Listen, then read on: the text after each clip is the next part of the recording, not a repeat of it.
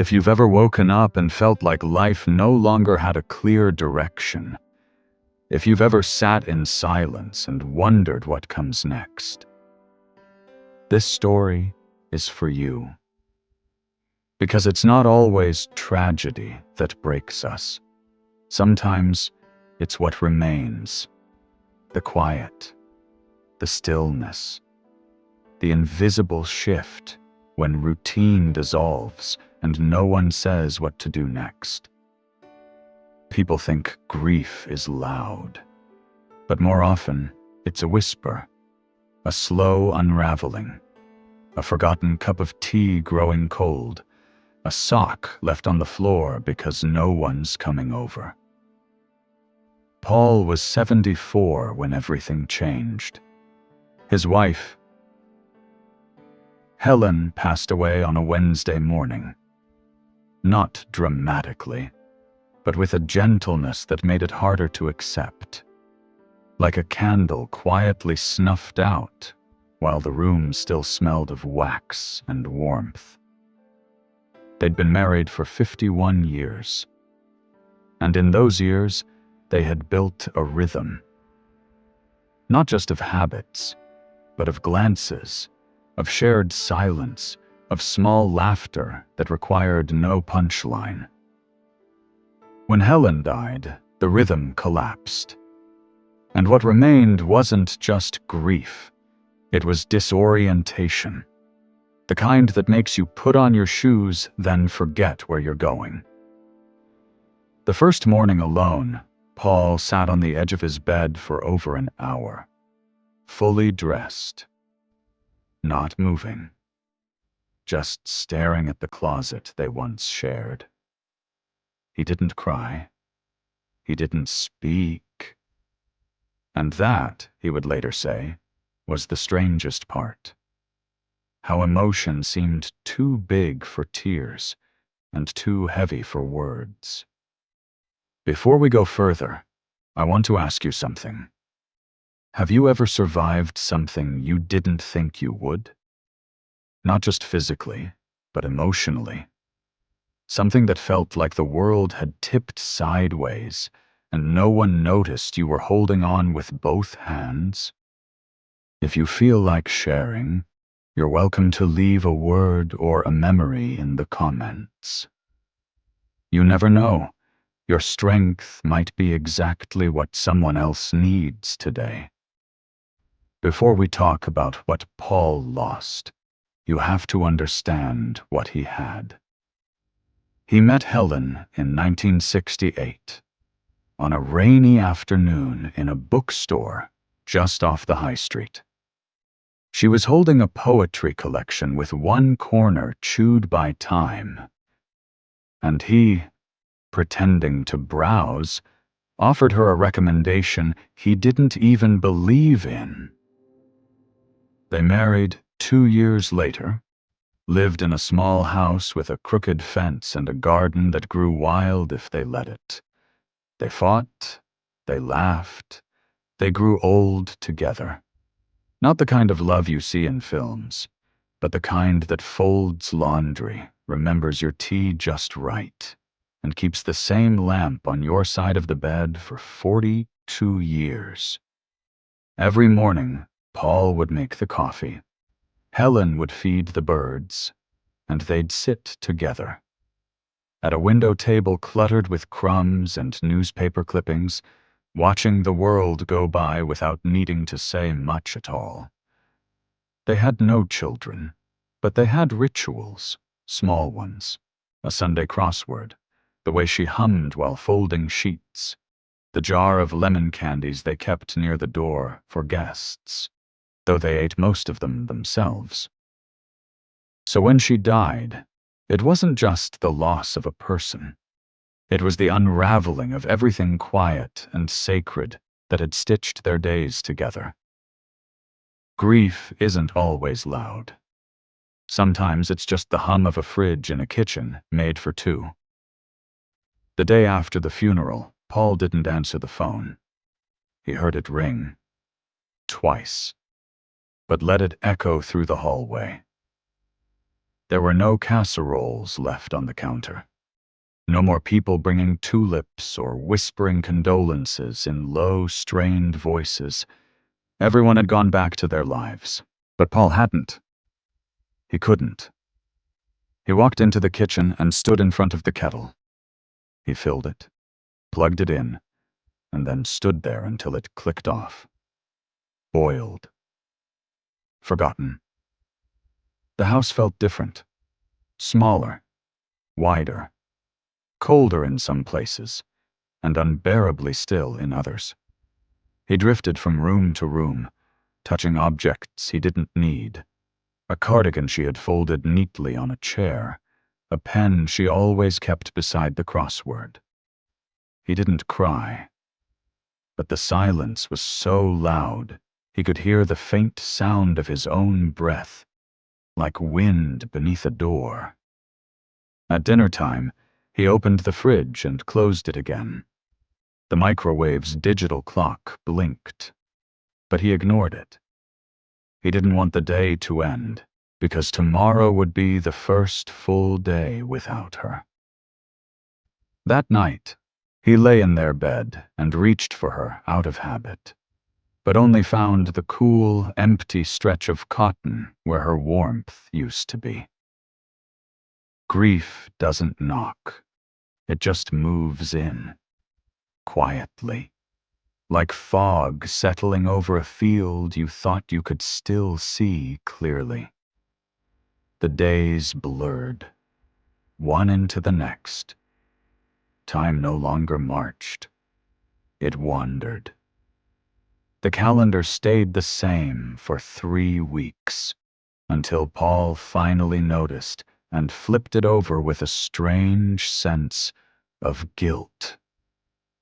He didn't speak to anyone for nearly 5 days, not out of anger, not even sadness, just stillness. He watched dust settle on windowsills. He stared at the mail, but didn't open it. He turned on the TV, but never listened. Just noise. Background company for a mind too full to think. One afternoon he found Helen's list, taped inside a kitchen cupboard. Thursday, milk, tea, parsley, call Emily.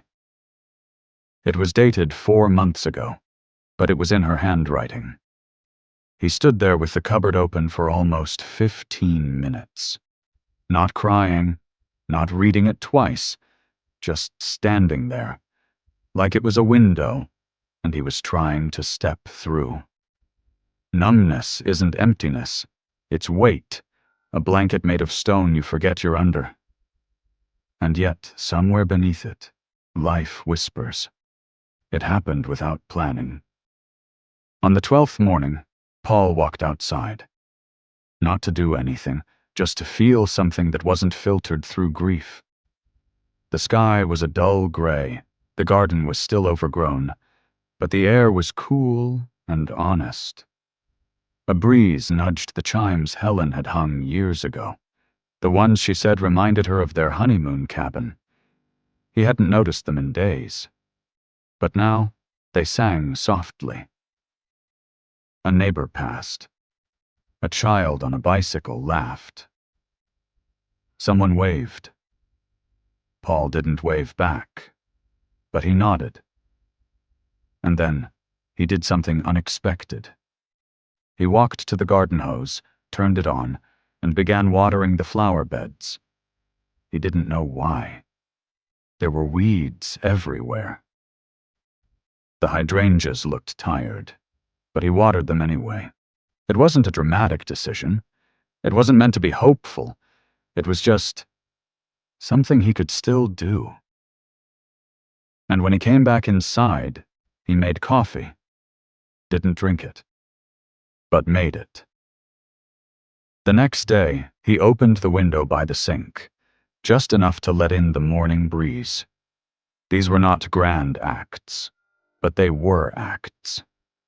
And sometimes, that's where healing begins. A few days later, Paul was organizing a drawer that hadn't been touched in months. Old coupons, worn envelopes, buttons without coats, and tucked between two birthday cards was a small brown notebook. He opened it slowly. It was Helen's handwriting. A garden journal. Dozens of entries, notes on soil, seasons, which bulbs needed more sun, which birds came after rain. She had drawn little sketches, left question marks in the margins, and in the back he found a list titled, "Things that make me feel peaceful." It read, "Watching Paul read when he thinks no one sees him. The smell of lavender after rain. The quiet hum of our evenings. Planting something new. Knowing someone remembers."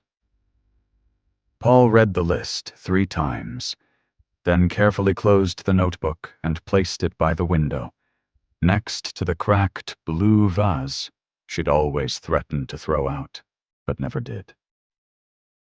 That evening, he clipped the dead leaves from the hydrangea. It wasn't for the garden. It was for her. And for the first time in weeks, he whispered her name out loud. Paul began writing his own journal. Not every day, and not in paragraphs.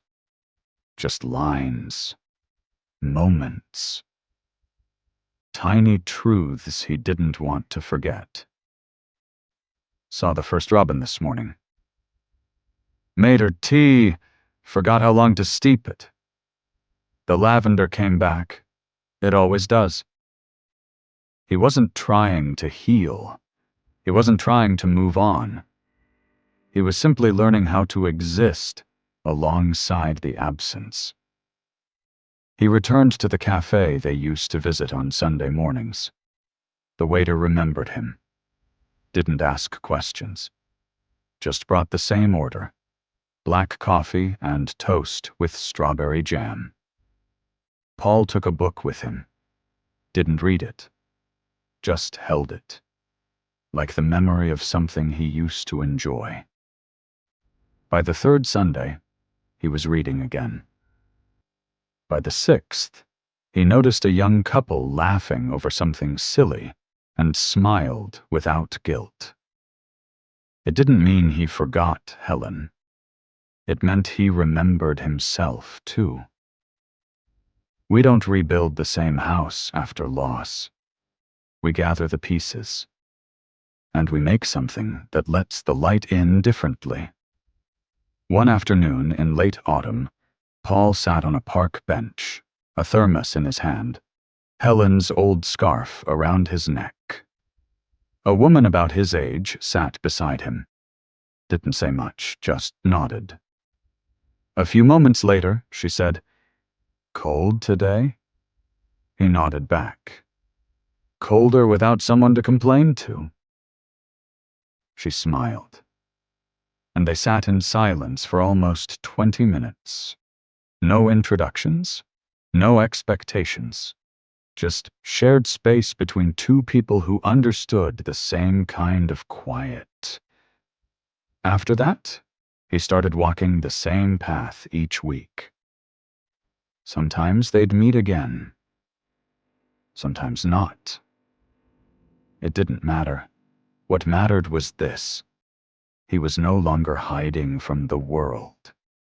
He was letting it find him. Gently, even inside the house, things began to shift. He played music again. Helen's old jazz records. He set the table for 2 sometimes. Not to pretend, but to honor. He'd speak to her while folding laundry, tell her which tomatoes ripened first, say goodnight aloud, even though the room was still. Grief doesn't ask us to forget. It asks us to remember differently. Sometimes Paul writes letters. He doesn't send them, just folds them neatly and keeps them in a box Helen once used for recipes. One letter was addressed to no one in particular. It read, "If you're reading this and the silence in your home feels louder than ever, I want you to know you're not broken, you're adjusting. And that takes time. You don't need to rush the healing. You don't need to fill the quiet. Sometimes the quiet teaches you who you are now." He wrote about the fear, about how the future felt too big without someone to walk into it with. But he also wrote about the first day he laughed again, the first flower that bloomed despite everything. "There's no right way to survive a loss," he wrote. "But I think the wrong way is thinking you have to survive it alone." Paul still makes coffee every morning.